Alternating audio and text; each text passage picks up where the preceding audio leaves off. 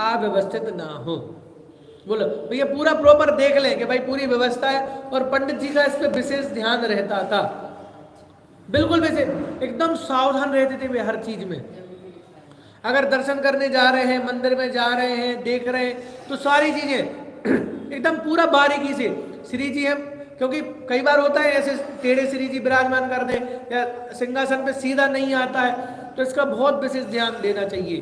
तो लिखा छत्र की लटकन, मोती माला आदि अस्त व्यस्त ना हो।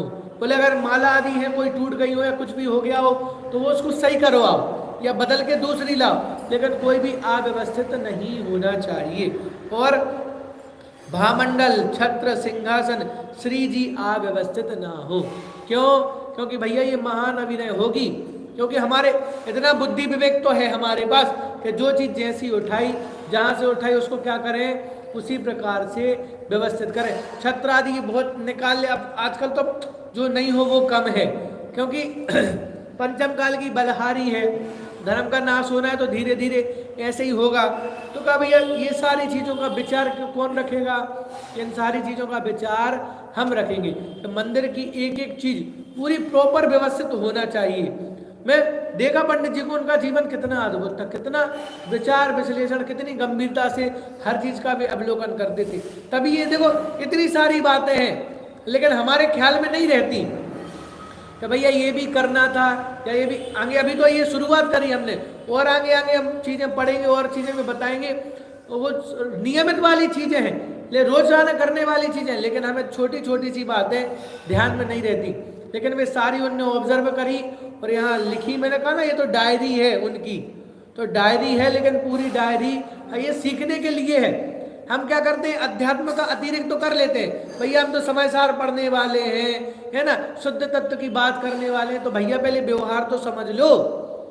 नहीं तो शुद्ध तत्व समझ के बहुत सारे स्वच्छंदी होके घर पे बैठे हैं कि भैया जब अपनी समय अपनी होनार से काम होना है, एक द्रव्य दूसरे द्रव्य का करते नहीं है, तो क्या करें, सारा व्यवहार बंद कर दें, मंदिरों में ताला लगा दें, आपको सम्यक दर्शन हो गया क्या? तो बोले भैया जितना शुद्ध तत्व अध्यात्म आवश्यक है उतना ही व्यवहार भी आवश्यक है। इसलिए बड़े पंडित जी का पूरा समन्वय रहा कि ना तो एकदम अध्यात्म का अतिरेक हुआ ना व्यवहार का अतिरेक हुआ, पूरा समन्वय रहा। तो जीवन में भी ना तो अध्यात्म हावी होना चाहिए ना एकदम व्यवहार हावी होना चाहिए, दोनों का समन्वय जब होगा तब हमारा जीवन व्यवस्थित भी रहेगा, सुंदर भी रहेगा और धार्मिक भी रहेगा। तो इतनी चर्चा हमने करी इसकी चर्चा। अच्छा ठीक है, इसमें देखो वेदी में चूहे छिपकली जीवों का प्रवेश ना हो ऐसा प्रबंध हो। मंदिर जी में भी जाल आदि लगाएं जिससे चिड़िया कबूतर बंदर आदि आकर गंदगी ना कर सके। भाई खुली मूर्ति तो बनवा दी, लेकिन बोलो बोलो अब कौवा बीट कर रहा है या कुछ भी कर रहा है आके बैठ रहा है तो किसको लगेगा यह वर्णवाद का दोष। मैं किसी व्यक्तिगत चीज पे कमेंट नहीं कर रहा हूं, लेकिन सहज वाली बात है कि भाई आप सुरक्षा करेंगे। जैसे हस्तिनापुर जाओ ना आप, तो उन्होंने जगह जगह जाली लगा के रखी सारे मंदिरों में, क्योंकि वहां बंदर बहुत आते हैं, तो मंदिर में आके आतंक कर रहे हैं, द्रव्य इधर उधर फेंक रहे हैं, मान लो प्रतिमा आदि पे आके बैठ जाए, तो बोले उसका ध्यान कौन रखेगा। तो बोले वेदी में चूहे छिपकली जीवों का प्रवेश ना हो ऐसा प्रबंध हो कि कोई भी जीव ना जा पाए आपकी वेदी में। और मंदिर जी में भी जाल आदि लगाएं जिससे चिड़िया कबूतर बंदर आदि आकर गंदगी, क्योंकि चिड़िया आदि कबूतर आदि आएंगे तो फिर क्या करेंगे, वे घोंसला बनाएंगे, उसमें ही अपना मल मूत्र आदि छेपण करेंगे और घोंसले की गंदगी, फिर उनके बच्चे अंडे वगैरह आदि सब कुछ। तो बोले इसकी भी व्यवस्था देखना।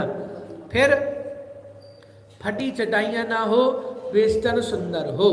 कि मंदिर की सारी चीज तो एकदम टॉप क्वालिटी की होना चाहिए। जैसे हम अपने घर में लाते ना भैया महंगा लाना, लेकिन क्या करना, अच्छी चीज लाना। वैसे ही बड़े पंडित जी बोले भैया द्रव्य आदि लाए, सैनिक जी ने भी वही चीजें बताई ना सारी, द्रव्य आदि हो, मंदिर का कोई भी सामान हो तो एकदम भाव उत्तम क्वालिटी टॉप क्वालिटी का होना चाहिए। और हम ये करते हैं घर में चाहे थोड़ा 19-20 चावल खा लेंगे, लेकिन मंदिर में तो भैया बहुत अच्छा चावल लेके आना या बहुत अच्छा चावल देना। तो ये सारी चीजें घर के काम लौकिक कार्यों के लिए कमी कर लेना, लेकिन मंदिर की कोई भी वस्तु हो तो क्या करना कि बहुत ही सुंदर और उत्तम क्वालिटी की होना चाहिए। तो ऐसी बात अभी हमने सुनी शेष चर्चा में।